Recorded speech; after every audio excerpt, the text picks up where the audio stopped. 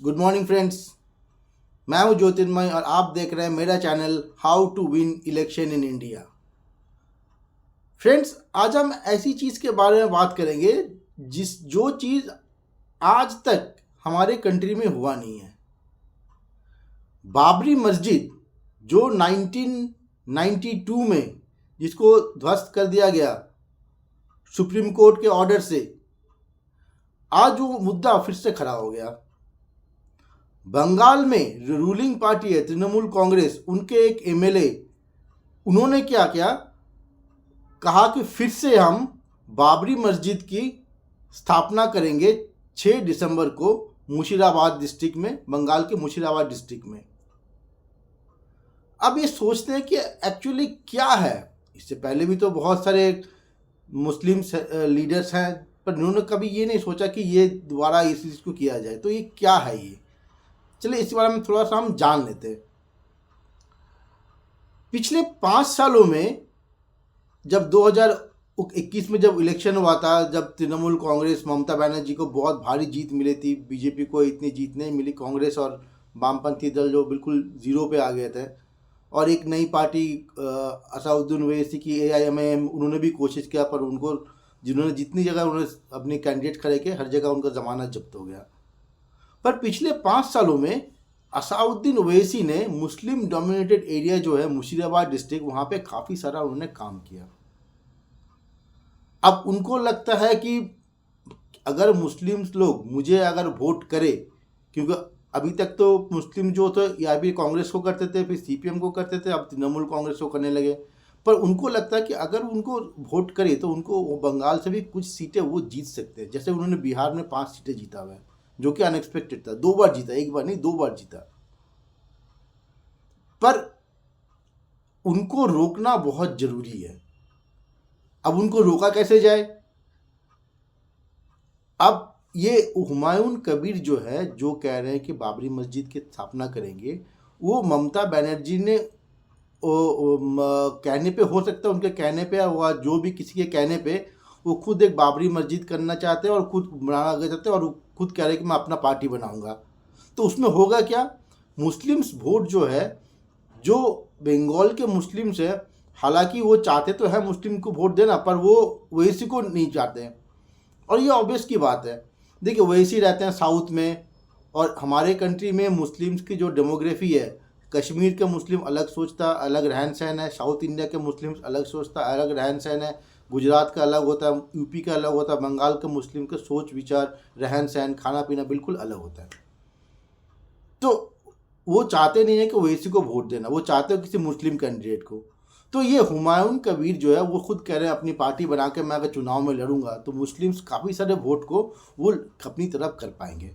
तो इसमें क्या होगा, ओवैसी को पिछली बार जो उनको सारी सीटें जब जमानत हो गई थी, जमानत जब्त हो गई थी, हो सकता है इस बार भी उनको वो हो जाए, हो सकता है इससे आगे वो चुनाव लड़ने ही नहीं आए। और ये देखिए, ये अगर हम फैक्ट देखें, थोड़ा इतिहास को देखें, बंगाल के मुसलमान और साउथ इंडिया के मुसलमान में क्या फ़र्क है। बंगाल के मुसलमान अपनी मिट्टी के लिए अपनी जान तक कुर्बानी लगाने को तैयार है। अगर हमने देखा इतिहास में, सिराजदौल्ला जो थे बंगाल के नवाब थे, वो अपनी ज़मीन के बचाने के लिए अंग्रेज़ों का हाथों शहीद हो गए थे। पर वही निज़ाम, अगर देखें, निज़ाम ने क्या किया था, अंग्रेज़ों से सुलह कर लिया था। तो ये बंगाल के मुसलमान का सोच और साउथ इंडिया के मुसलमानों का सोच बिल्कुल ही अलग होता है। तो बंगाल के जो साउथ इंडिया में रहते हैं, वो बंगाल के मुसलमानों को कभी समझ नहीं सकते। हालांकि पर ओवैसी साहब यही चाहते हैं कि किसी तरह से मुझे बंगाल के मुसलमानों का वोट मिल जाए, ताकि उनको कुछ सीट मिल जाए। हो सकता है वो ऑल इंडिया बेसिस में पार्टी, अभी वो स्टेट लेवल पार्टी है, ऑल इंडिया बेसिस में उनका पार्टी के रिकग्निशन मिल जाए, और उनको ज़्यादा सीटें मिलेगी, पार्लियामेंट में ज़्यादा उनका रिप्रेजेंटेशन होगा, तो पावर भी होगा, सरकार में वो बोल भी सकते हैं, और पावर के साथ उनको लगता है पैसा भी आएगा। तो ये सोच है। पर बंगाल के मुसलमान इसलिए ओवैसी को चाहते हैं कि हाँ उनके लिए कुछ करे, पर वो चाहते नहीं है कि ओवैसी को वोट देना। पर अभी तक कोई ऑप्शन था नहीं उनके लिए। हुमायूं कबीर यही कर रहे हैं कि उनको एक ऑप्शन दे रहे हैं। उसमें क्या होगा, बंगाल के मुसलमानों को अपने विचार रखने का मौका मिलेगा, और जो उनके ये ज़रूरत है उनकी ज़रूरत को समझ ही पाएंगे, जो कि ओवैसी कभी कभी नहीं समझ पाएंगे।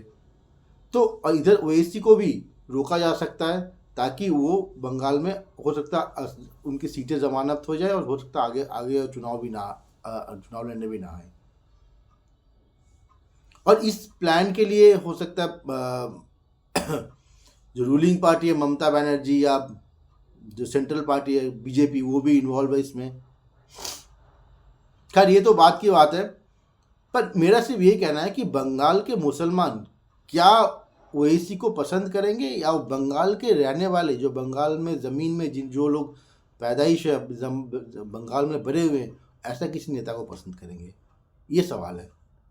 अगर आप किसी भी स्टेट में जाओ, जैसे मैंने बोला हर स्टेट का लोगों का रहन सहन अलग होता है, हिंदू में भी होता है मुसलमानों में भी होता है। हिंदू में भी एक बंगाल का हिंदू होता है, गुजरात के हिंदू या साउथ के हिंदू होता है या हिमाचल के हिंदू होता है, सबका रहन सहन अलग होता है, सोच विचार अलग होता है, खाना पीना अलग होता है। वही चीज़ मुसलमानों में भी है। मुसलमानों में भी क्या होता है, जो बंगाल का मुसलमान है और साउथ के मुसलमान है और कश्मीर के मुसलमान है, बिल्कुल ही उनका रहन सहन खाना पीना अलग होता है। तो ओवैसी साहब कभी भी आकर बंगाल में बंगाल के मुसलमान को समझ नहीं पाएंगे, और ये चीज़ बंगाल के मुसलमान लोग जानते हैं। तो वो इसलिए ओवैसी का कुछ ऑल्टरनेट चाहते हैं। वो चाहते तो हैं वो उनके लिए उनकी बात सुनी जाए, पर ओवैसी को वो लोग नहीं चाहते। हुमायूं कबीर जो है, जो तृणमूल कांग्रेस के एमएलए, उनको वो ऑप्शन दे रहे हैं।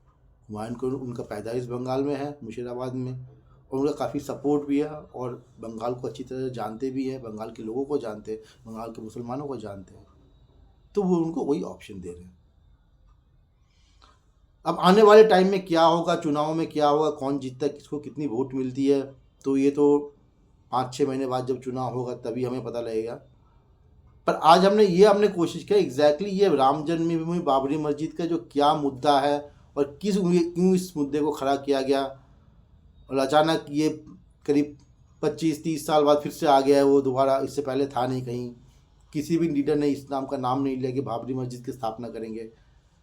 तो ये चीज़ फिर से खड़ा हो गया। इसका हमने हो सकता है आप लोगों को तो समझाने की कोशिश किया हुआ है। आज के वीडियो में इतना ही। हो सकता है मेरा वीडियो आपको पसंद आए, अगर पसंद आए तो शेयर करिए, लाइक करिए, और जो भी आपके कमेंट्स है कमेंट बॉक्स में डालिए। आपकी कमेंट्स हमारे लिए मोटिवेशन है और बेहतर से बेहतर वीडियो बनाने के लिए। आज के लिए इतना ही। Thank you for watching. Thank you.